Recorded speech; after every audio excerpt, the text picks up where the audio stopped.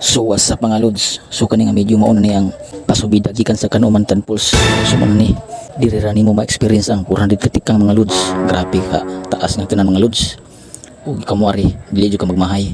Labi na kay mga kauban nga pirti kasi aw sa manini mga lods. Sige ni sini mga kauban bisig kapoy na kayo. Ug dili nato kalimtan natong pagpasalamat sa atong nagdala nini nga mao atong supervisor nga buotan kayo ug masinimtanon. Mao kini si Sir Manuling gitagaan niya ang grupo nga makabanding-banding. So mao ni ang team building.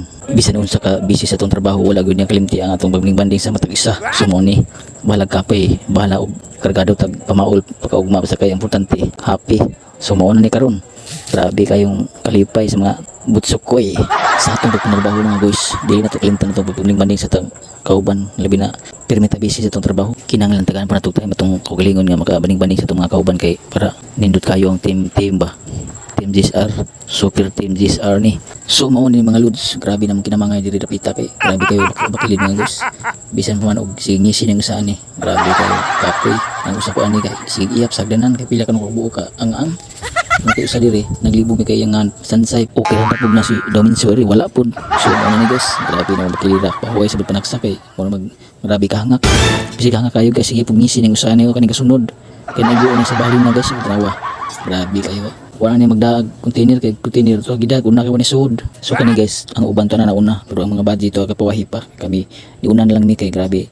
Kahanga kayo na despedida kayo kay ang mga budget kay inom kami nakainom bitin bakilira ang daan grabe. Maong gawon na unami guys kay og makigdungan mi nila o sila nakainom na kami nakainom murag maiwit sa miyan mo nang gawon na unami. So ug kamo gusto mo mag team building diri ra mo sa Kanumantad kay experience kayo og adventure kayo ang aganan nindot kayo og dili pa jud mo layan kay grabe ka bakilid ug tuod sa kabakilid yung sige ra mo ngisi maglakaw kay grabe ka hanap.